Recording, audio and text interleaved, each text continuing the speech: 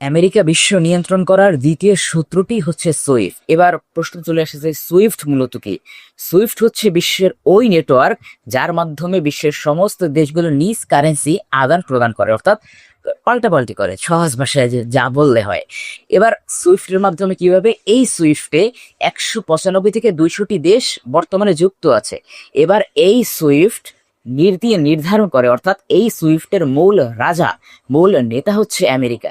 যদি আমেরিকা চায় সুইফট থেকে কাল আপনাকে বের করে দিতে পারে, অর্থাৎ আমেরিকা হচ্ছে সুইফটের রাজা। এবার সুইফট থেকে যদি আপনাকে বের করে দেয়, তাহলে আমাদের ডলার, অর্থাৎ আমাদের যে কারেন্সি, আমাদের টাকার মান একেবারে তলানিতে নেমে আসবে, যার মাধ্যমে আমি আমেরিকাকে কিছু বলতে পারবো না।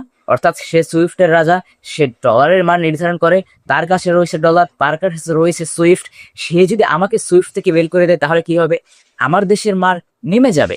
এবং ঠিক একই ঘটনাটা 2022 সালে রাশিয়া, 2012 সালে ইরানের সাথে হয়েছিল। সুইফট থেকে তাদেরকে আমেরিকা বের করে দিয়েছিল।